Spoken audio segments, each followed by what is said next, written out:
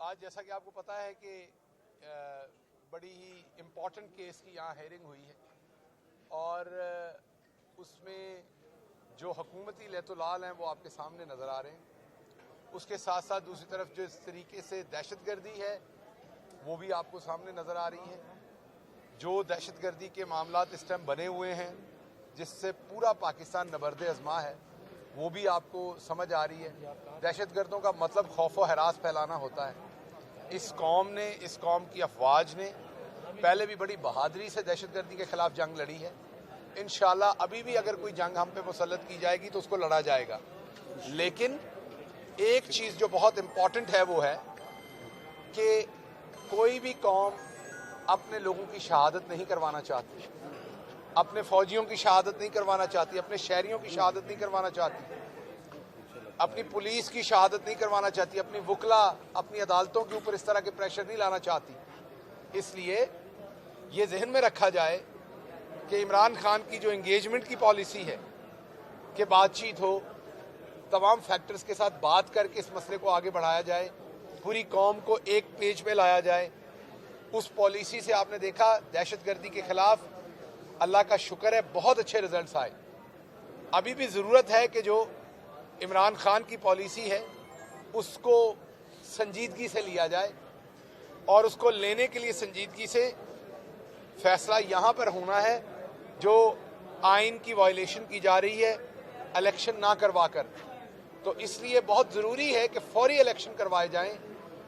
फौरी इलेक्शन इसलिए ज़रूरी हैं कि जब इलेक्शन होगा तो अवाम ये मुतय्यन करेगी आने वाला रास्ता कि इकॉनमी के हालात हों या दहशतगर्दी के हालात हों, उनसे निपटने के लिए उन्हें किस लीडर की स्ट्रेटजी बेहतर लगती है।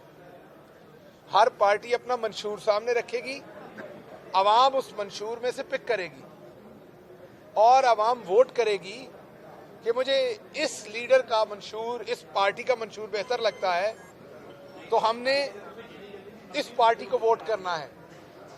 जब वो उसे वोट करेंगे, वो पार्टी आएगी तो वो अपने मंशूर के मुताबिक इस मामले को हल करेगी। जब वो मुश्किल या आसान फैसले लेगी तो पीछे वोटर सारा खड़ा होगा, अवाम की ताईद उन्हें हासिल होगी, वो तगड़े होंगे। अब तो हुकूमत इस तरीके की है, जिसने किसी को टेलीविजन पर गाली दी उसको पंजाब के अंदर निगरान वजीर का दर्जा दे दिया, जिसको अपने घर वालों को नहीं पता कि उसका कमरा घर में कहाँ है उसको वजीर दे दिया, जिसको मांगने पे कोई साइकिल नहीं देगा उसको वजीर बना दिया। मतलब जिनको कोई पब्लिक लाइफ का एक्सपीरियंस नहीं है वो लोग ना तो पब्लिक के मसाइल को समझते हैं ना ही। अभी आप अगर हाई कोर्ट आते हैं, आप लोग कवर करते हैं जो मीडिया के हजरात, तो आप देखते हैं कि यहाँ हर हफ्ते, हर दूसरे हफ्ते कोई ना कोई पॉलिटिकल चैलेंजेस वकला के लिए होते हैं। कभी को वकील पकड़ लिया जाता है, कभी वकला के इलेक्शन आ जाते हैं, कभी बाहर का कोई इलेक्शन है तो उसमें कोई दो धड़े हैं। तो एक पॉलिटिकल एक्टिविटी चल रही है, इनकी अवेयरनेस है पॉलिटिक्स के साथ, इनको पता है इंसानों के साथ डील कैसे करना है, उनसे बातचीत कैसे करनी है, अपने और उनके मंशूर के ऊपर एक दरमियाना पॉइंट कहाँ पर लेके आना है। आप ऐसे लोगों को मसनद पे ला के बिठाएंगे जिनका ऐसा कोई काम नहीं रहा, तो वो किस तरीके से इतने गंभीर सिचुएशन में से पाकिस्तान को बाहर निकालेंगे। तो इसलिए आला अदालतें, जारी बात है यहाँ पर बड़ा प्रेशर है काम का, मैं खुद भी देखता हूँ। मैं तो बल्कि चंद दिन से हाई कोर्ट में अपने मुकदमा जो भुगत रहा हूँ उसमें देख के ये बड़ा, चंद हफ्तों से कहूँगा, बड़ा परेशान हुआ हूँ कि एक एक जज साहब के पास कितना ज़्यादा वर्कलोड है और वो कितनी तवातर से वो केसेस बार बार लगाने पड़ते हैं, क्योंकि आगे से ब्यूरोक्रेसी और दूसरे लोग जो हैं वो उस तरीके से कोऑपरेट नहीं करते और जज साहबान अपनी पूरी जान मार रहे हैं, वकला मार रहे हैं कि इंसाफ की डिस्पेंस हो किसी तरीके से। इसलिए अभी आई अंडरस्टैंड कि अदालत पे बहुत काम का प्रेशर है, लेकिन काश ये तारीख थर्सडे से ज़रा पहले जल्दी, क्योंकि 90 दिन गुजर रहे हैं और 90 दिन में से आपने देखा है कि मैं अगर गलत नहीं 14 को असम्बली तहलील हुई थी, तो आज ऑलरेडी 3 तारीख हो गई है, तकरीबन 20 दिन से ज़्यादा का अरसा गुजर चुका है। तो आप अगर देखें तो अब जब दोबारा ये लगेगा मुकदमा तो करते कराते ये महीना गुजर चुका है। तो पीछे 60 दिन रह गए हैं। माफ कीजिएगा, पाकिस्तान जो है, पंजाब जो है वो पाकिस्तान का 60-65% हिस्सा है। इसमें इलेक्शन करवाने के लिए 60 दिन पहले ही बहुत, मैं ये कहूंगा कि एक चैलेंजिंग टाइम होता है। करवाया तो ऑफ कोर्स जाएगा और जा सकता है, लेकिन एक चैलेंजिंग टाइम होगा। लेकिन बदकिस्मती से वो जो 90 दिन का टाइम था उसमें से 30 दिन जाया किए जा रहे हैं। मकसद क्या है? किसी ना किसी तरीके से इलेक्शन से बचा जा सके। अभी मैं बीमार रहा हूं तो आपको नजर आया कि मेरा गला जरा ऊंचा बोला हूं तो खराब हुआ है, मुझे आपसे माजरत करनी पड़ी उस पर। हमारी बाजी 3 घंटे की गले की सर्जरी करवा के आई है और वो इतनी जोर से चीख रही हैं कि माइक के बगैर ही आवाज बहावलपुर से मुल्तान आ रही है, और माइकों के बगैर मुल्तान में लोग वैसे ही बैठ के उनका जलसा सुन रहे हैं, और उनकी आवाज ज्यादा फैसलाबाद आ गई तो इसलिए हैदर साहब वहां से पीएमएलएन छोड़ के पीटीआई में शामिल हो गए। वो वहां से आई थी बेचारी, देखे कितनी मुसीबत में वहां से चली हैं। एक बीमार बंदा जो 3 घंटे की सर्जरी करवाता है, जो सर्जरी सिर्फ दुनिया के 2 मुल्कों में होती है और दुनिया के किसी मुल्कों में नहीं होती। मुझे लगता है बाजी जैसे शहरी पाए ही उन 2 मुल्कों में जाते हैं, बाकी तो इंसान है ही नहीं। तो अगर बाकी जगहों पे ये हमारा कैमरामैन जो है, इसको भी वो गले की तकलीफ हो सकती है, लेकिन क्योंकि ये उस तरह का इंसान नहीं है, ना वो ना मैं, तो हमारा इलाज करने के लिए यहाँ पर फिर हस्पतालों ने वो वाली सर्जरी रखी नहीं है। ये बाजी जड़ी तो सर्जरी है ना, ये मकर दी सर्जरी है बुनियादी तौर पर। अल्लाह तो चो सेहत देवे, और बुनियादी तौर पर अगर वाकई ये सर्जरी हुई है उसमें से भी अल्लाह आपको सेहत दे। लेकिन मकसद असल ये है आपका कि आप इंतखाबात से भागें। आपका दिल करता है कि किसी तरीके से आपको इंतखाबात में तारीख मिले आगे से आगे, और आप इसको एक्सटेंड करें, क्योंकि आपको पता है अगर आप इस तरह से इलेक्शन के अंदर चले गए तो एक टर्म होती थी जमानत जब्त होना। अब मेरा ख्याल जमानत जब्त नहीं होनी, जमानत के साथ कुछ और ही होना है। तो इसलिए आप हर सूरत इलेक्शन से भागना चाहती हैं। आप आई थी हमारी पॉलिटिकल पार्टी तोड़ने,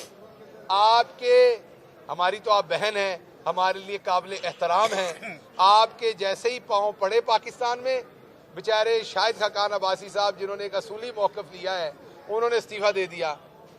आप मिफ्ता इस्माइल साहब जो है वो इस्तीफ़ा देने के दर पे हैं। हैदर साहब मैंने आपको बताया पीटीआई ज्वाइन कर चुके हैं। आपके बेशतर और एमपीए एमएनएस जो हैं वो आना चाहते हैं पीटीआई में, लेकिन यहाँ पर भी मसला ये है कि हमारे तो पहले बहुत सारे लोग हैं जो आपस में टिकटों पे लड़ रहे हैं, तो हमारे पास जगह नहीं है उस जगह पे एडजस्ट करने की। तो बाजी आप पार्टी तोड़ने आई थी, लेकिन आपने आवाम से झूठ बोला है। आप बिल्कुल पॉलिटिकल पार्टी तोड़ने आई थी, लेकिन उस पॉलिटिकल पार्टी का नाम पीटीआई नहीं है जिसको आप तोड़ने आई थी, उसका नाम पीएमएलएन है जिसको आप तोड़ने आई थी। और मैं आपको मुबारकबाद देता हूँ कि हमेशा की तरह आपने बड़े शानदार तरीके से पॉलिटिकल पार्टी को तोड़ दिया है। केपी पुलिस जो है ना जिसको खराज, जी मैंने कह दिया कि हमारे जो बहादुर आवाज। अच्छा, एक बात रह गई जो बहुत जरूरी है। आमिर सईद रां जो हैं वो इस बार के सेक्रेटरी रहे हैं जहां मैं खड़ा हूं हाई कोर्ट में। वो एक बड़े मुअज़्ज़ज़ वकील हैं, वो इस टाइम काबिल गिरफ्त हैं। मेरी सिर्फ इस्तदाद अदालतों से यही है कि उनके मुताबिक, कानून के मुताबिक उन पर कार्रवाई हो और उनकी जल्द जो है बाजियाबी हो सके, ताकि वो भी अपनी फैमिली के साथ वक्त गुजार सके। आपने कहा है कि इलेक्शन करवाए जाए, है कि 90 दिन के अंदर जो इलेक्शन है वो आइन कहता, मैं नहीं कह रहा। आपने कहा आप कहते हैं इलेक्शन करवाए जाएं, जो आपका आइन है वो कहता है 90 दिन के अंदर इलेक्शन कराएं। उसके अंदर कोई और ऐसी चीज शामिल नहीं है कि इसलिए कराएं या उसलिए कराएं। तो इलेक्शन तो हर सूरत करने चाहिए, करने होंगे, और अगर हम नहीं करेंगे तो आइन की पामाली होगी। मैंने आपको जवाब दे दिया कि इससे ये सवाल रेलिवेंट नहीं है। मैं कह दूं एतमाद है, मैं कह दूं नहीं है, तो क्या इलेक्शन आगे पीछे हो जाएगा? मैंने आपको कहा कि आइन ये कहता है, तो आप एक गलत साइड पे जा रहे हैं, ये नहीं देख रहे जो बड़ा मसला है। बड़ा मसला इस टाइम आइन है। अगर तो आइन में गुंजाइश है, फॉर एग्जाम्पल मुझे किसी पे एतमाद है, नहीं है, मुझे आइन में, यहाँ पर अगर अदालत आलिया में मेरा केस है, मुझे बेंच पे एतराज है, बेंच ने फैसला करना है कि मेरे एतराज को मानते हैं कि नहीं मानते। अगर बेंच फैसला करते हैं कि नहीं सुनना है हमने, तो मेरे पास क्या कोई चॉइस है उसके बाद?